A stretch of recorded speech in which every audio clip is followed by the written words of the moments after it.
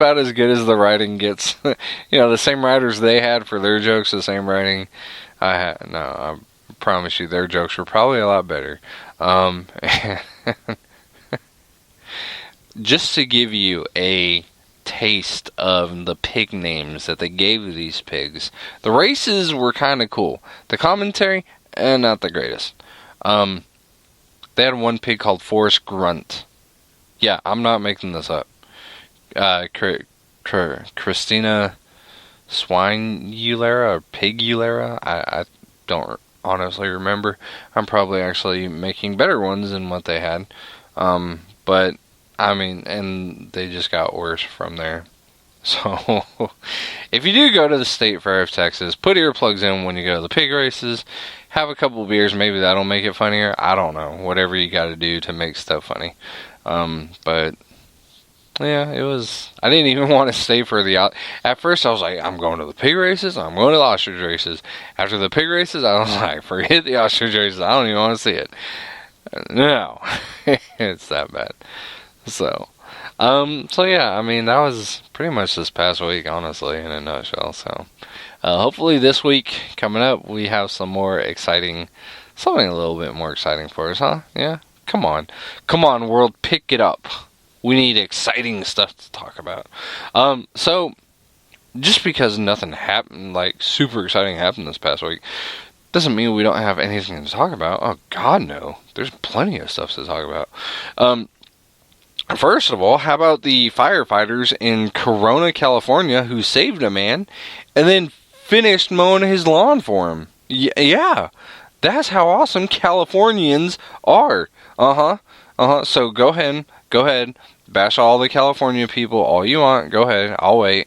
Now remember, these are Corona firefighters, not Corona beer. Corona City, California, outside of Los Angeles, who saved a man and then mowed his lawn after the ambulance took off with him. Okay, so before you go bashing, remember that story. So here we go. So officials said a crew from Engine 1 came to the man's aid, provided life-saving treatment, and taking him to a hospital. After the ambulance left the man's house, fire crews did something extraordinary. The firefighters finished the man's yard work. The front lawn was growing rapidly, in definite need of a mow. So yeah, there you go. Wednesday morning, Willie and his lawnmower were in the front yard working hard. So was the son. He says, I was cutting grass here. I feel dizzy a little bit, so I stand over by the car here. He recalled. In the driveway, Willie face planted. Corona fire showed up, and he went to the hospital with a scratched up face, but firefighters stuck around, finishing what Willie started. So there you go. How about that? That's awesome, right? Corona Fire Department, Engine 1. I don't know. Maybe they got a Facebook. Look them up. Congratulate them. Tell them good job for saving a man's life and mowing the lawn. How about that? Golly, firefighters. They're just the greatest, aren't they? I still won't get a calendar, though. I don't care. So, something sad that I found out this past week. Something terrible. Horrible. Oh my gosh, Lyle. What could be so horrible that it's terrible and horrible all in the same time? All at the same time. Yeah, I can talk today. Saturday morning cartoons are no longer. Are goodbye. Poo-foo. Finished. Bye-bye. Sayonara. Take the slow road out. See you later. Goodbye. Take it easy. Gone. Poof. Vanished. Out of our lives forever. Who remembers Saturday morning cartoons? Who does not remember Saturday morning cartoons? That's a better way to put it. Saturday morning cartoons, let me put it, for those of you who are kids who don't know what Saturday morning cartoons are, back in our day, when our parents couldn't afford cable, like Nickelodeon and Disney and all that good goofy stuff, we just had rabbit ears. And your brother or your sister would have to get up and move it, like, the antennas. There's probably people shaking their head right now. Oh yeah, I remember that. I used to always have to put the foil on top.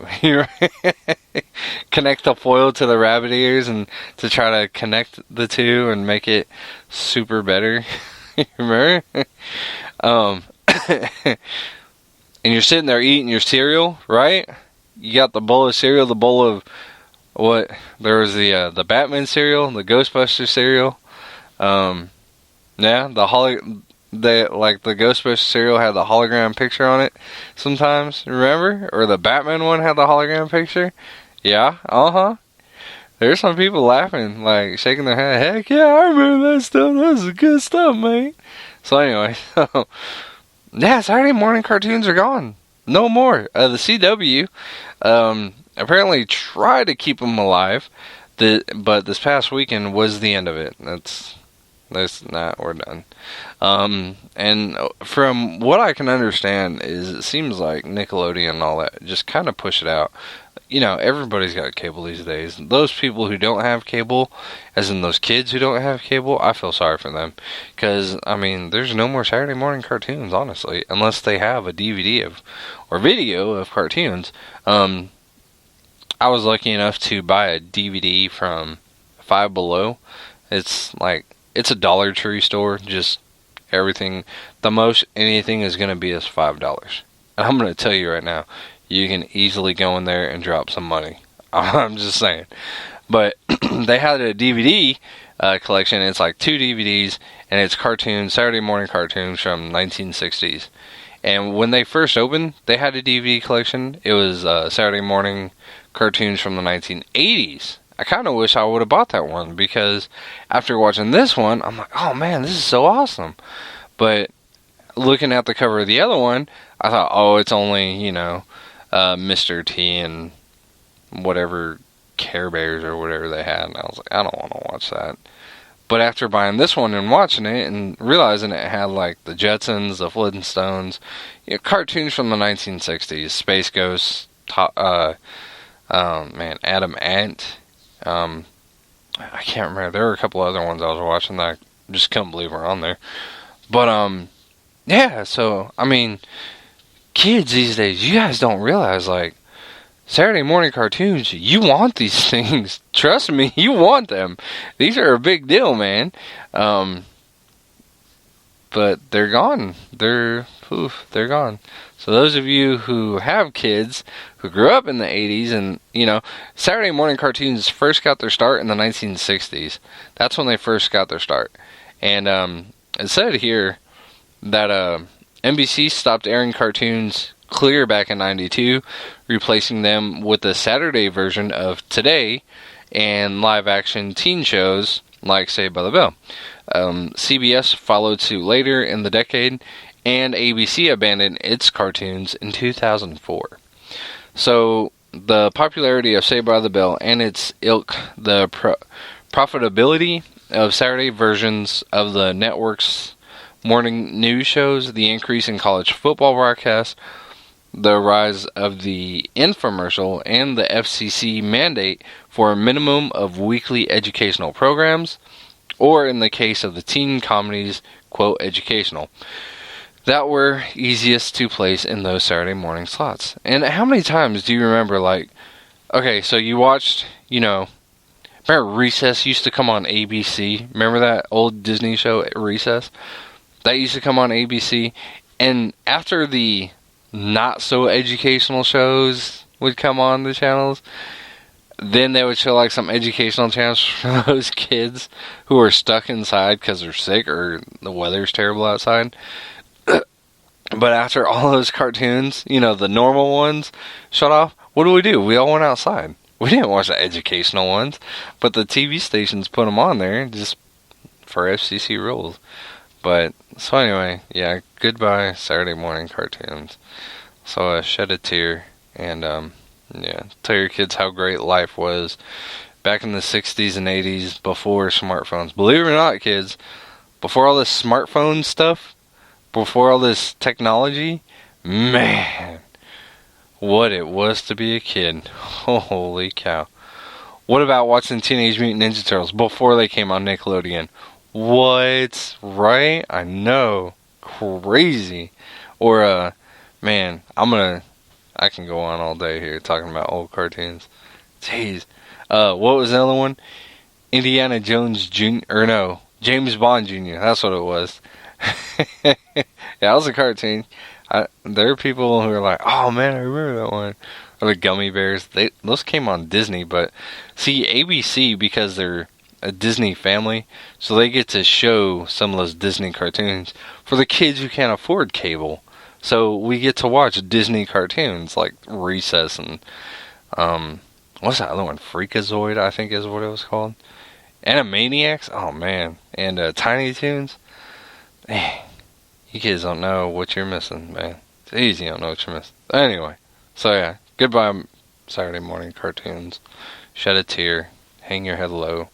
This Saturday when you turn on the TV and there's college football and infomercials and news, because kids love the news, you know. So China, get this one,